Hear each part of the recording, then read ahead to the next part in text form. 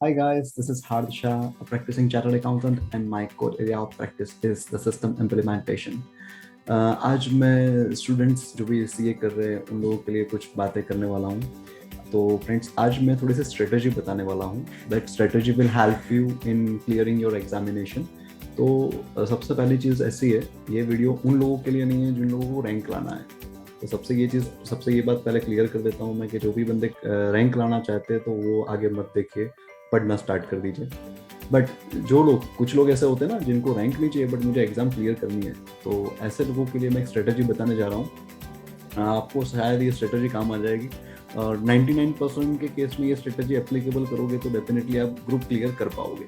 चलो मैं आपको स्ट्रेटजी बताता हूँ क्या करना है आपको. तो सबसे पहले हम लोगों को एक चीज़ें देखनी है कि भैया ये जो कोई भी, अगर हम लोग अकाउंट का पेपर पकड़े तो अकाउंट का पेपर कितने मार्क्स का होता है. कोई भी पेपर आप सीए के एग्जाम में पकड़ोगे तो 120 मार्क्स का रहेगा, राइट. तो 120 मार्क्स में से क्लियर करने के लिए, एग्जाम को पास करने के लिए 40 चाहिए, बट ग्रुप क्लियर करना है तो अपने को 50 चाहिए. तो हम लोग ऐसा मान के चलते हैं कि we need a 50 marks out of 120. तो मेरे पास अभी कितने ऐसे मार्क्स है जिसका पेपर मुझे नहीं आएगा तो भी चलेगा. तो 120 माइनस 50 करोगे तो 70 निकलेगा, राइट. तो 70 मार्क्स की चीज़ें अगर मुझे नहीं भी आती है, still I can clear the examination, I mean the whole group. तो गाइस, ऐसा कभी होगा नहीं कि आपको 70 मार्क्स की चीज़ें नहीं आएगी.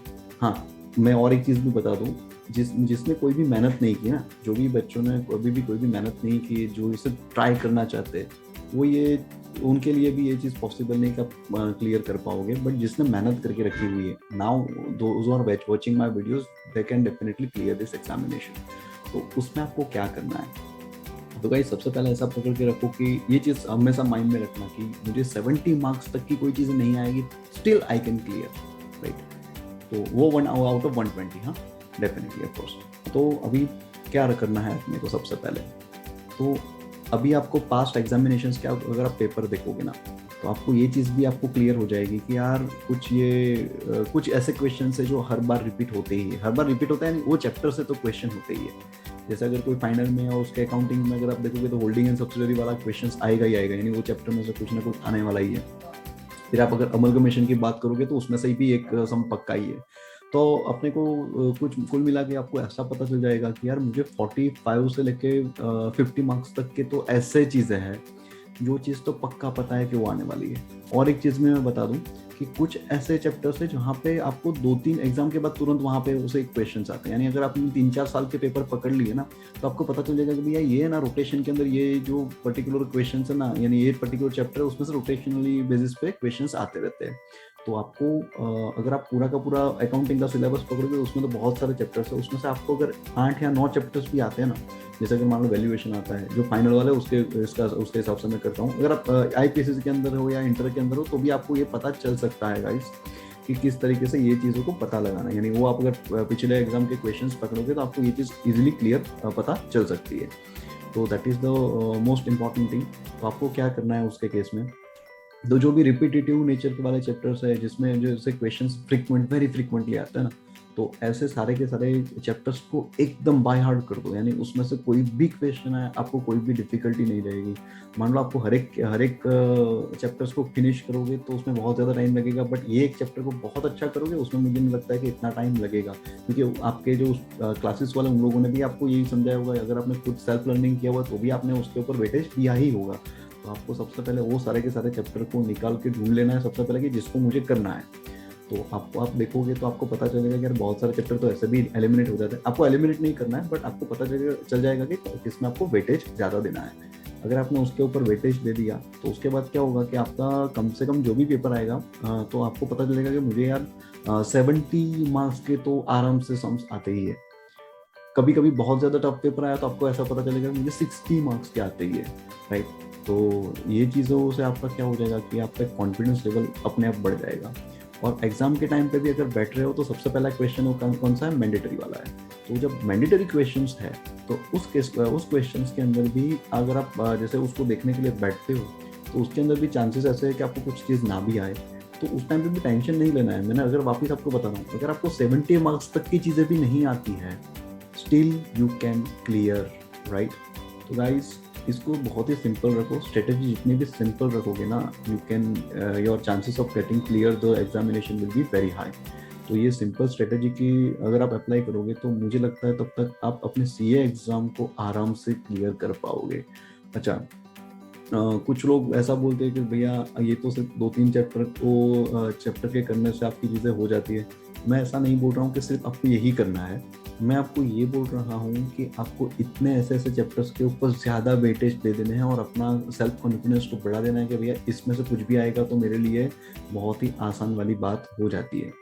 तो जैसे ही वो चीज़ें आपको जो जो चीज़ें बहुत अच्छी तरह से आती है ना, वो आसान हो गई, वो उसके क्वेश्चन आएंगे तो आप आराम से निपटा लोगे उसको। उसके बाद आप ये देखोगे कौन से ऐसे चैप्टर्स है जहाँ से चांसेस यानी बड़े हुए हैं, पिछले जो एग्जामिनेशन है वहाँ से उसमें से क्वेश्चंस आए हुए, उसको भी एक बार देख लो। बस अमेंडमेंट वाली सिस्टम है ना, वो आपको करके रखनी है।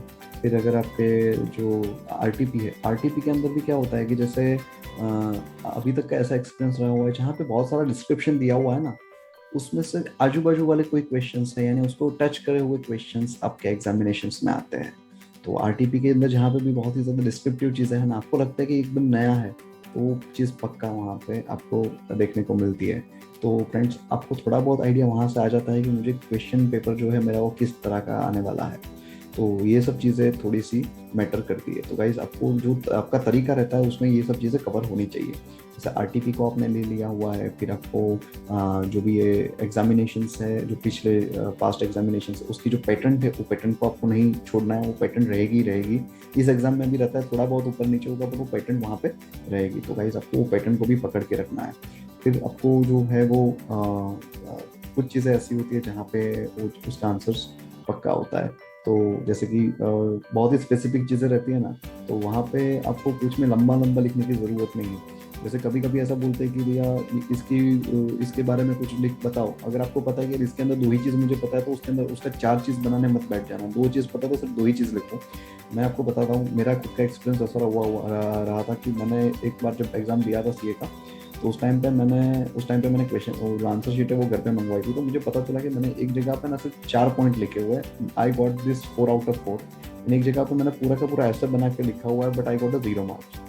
तो वहाँ पे उन लोगों ने कभी कभी वो लोग एकदम सिंपल से क्वेश्चन 4 मार्क के अंदर पूछ लेते हैं। मुझे लगता है कि उसमें बड़ा बड़ा आंसर लिखना पड़ेगा, बट ऐसा कुछ नहीं है। We just have to write this main point. उसके जो हम लोगों ने पॉइंट लिख दिए सभी चीज़, तो वो चीज़ खत्म हो जाती है। वैसे आप भी ये चीज़ें याद रखना, जहाँ पे टू द पॉइंट हो तो वहाँ पे to the point specific answer लिख के बस खत्म कर देना। वहाँ पे फिर कोई भी अपना निबंध बनाने की ज़रूरत नहीं है। ऐसा करने से आपके एग्ज़ाम क्लियर होने के चांसेस काफ़ी बढ़ जाते हैं। बट फ्रेंड्स, आपको मैं बताया, वापस एक बार बता रहा हूँ कि आपको जो वेटेज है वो जो मैंने बताया उस हिसाब से देना है। बाकी सारे के सारे चैप्टर्स को भी आपको करना है, बट वेटेज आपको मैं जो बता रहा हूँ उस हिसाब से करके रखना है। ठीक है? Best of luck friends, bye.